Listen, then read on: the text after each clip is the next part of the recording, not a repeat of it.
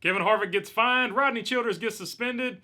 Were they targeted or were they really cheating? Let's talk about it. Coming up next.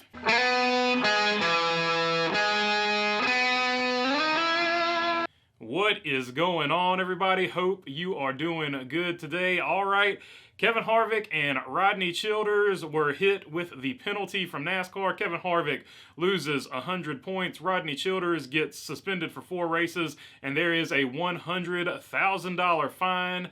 I don't think the fine is going to be the issue, but because Kevin Harvick and Rodney Childers recently have been very vocal about how they feel about the new car, Kevin Harvick even going so far as to sell t-shirts talking about crappy parts, you know that probably doesn't put NASCAR in a really good mood, so I'm going to break it down from both sides.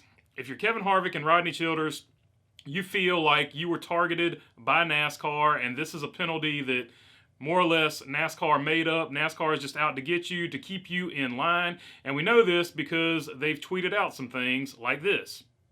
Kevin Harvick tweeted out, "Seems strange, ... And Rodney Childers tweeted out, "Shocker, ...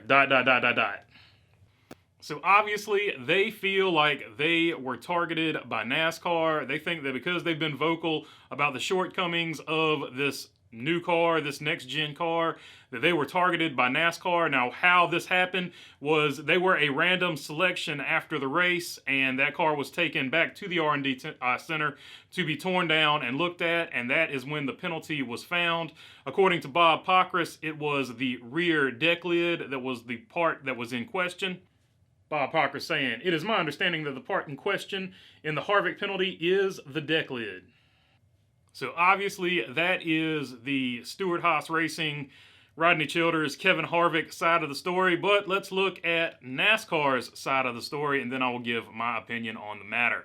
Steve Phelps said to Bob Pockrass, "I would say that's ridiculous. No one has a vendetta against Kevin Harvick or Rodney or anyone at Stewart-Haas Racing." He would go on to say that our tech officials double check, triple check, whatever.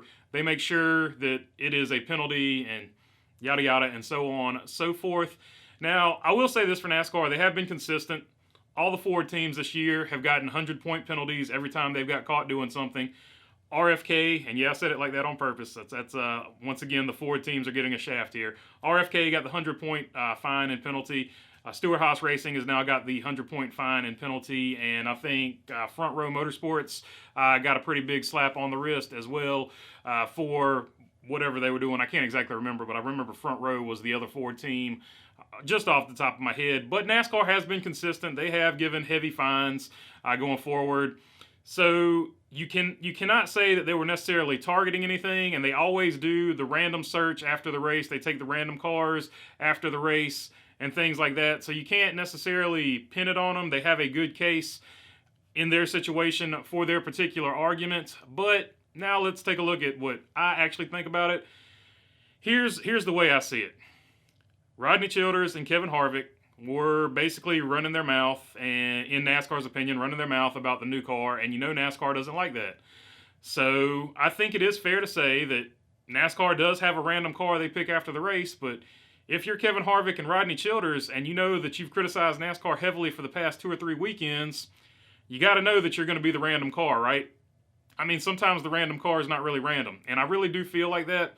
So you got to know that if you run your mouth, you've got to be on your P's and Q's about having that car put together, because you know if you've made NASCAR unhappy, they're going to tech you harder than anybody else, and if they can't catch you in tech, then you'll probably be the random pull. That being said, they knew they were going to be the random pull, and NASCAR random pulled them, and NASCAR found something. And I think NASCAR probably legitimately found something. Either that or they're 16th in points, and it's so late in the season that they don't feel like fighting this because they didn't appeal it, or they haven't appealed it yet. So I guess they think it's not really worth the fight because they can't get into the play. It's not going to affect their playoffs. They can't win the championship anyway. Or they really were cheating. Depends on how you look at it. So that's the way I saw it. I think they poked the bear. They made the bear angry, and the bear sent them through tech really hard until the bear found something. And, well, they found something, and that's why they got the 100-point penalty and the 4-race suspension. So I think it's a little bit of both sides. But as I was told a long time ago from my English teacher, it doesn't matter what you think, it's what you can prove. And I can't prove any of it, but all I can tell you is 100-point penalty. Rodney Childers is gone for 4 races, and it's up to you. Let me know down in the comments what you think about it. Now, of course, some of you knew that I was going to race this weekend. I had to replace the master cylinder on the car. In the process of replacing the master cylinder, I threw my back out while standing on my head. That's just the way it goes sometimes. So I'm not racing this weekend. My back hurts. I don't particularly like the title sponsor of the race.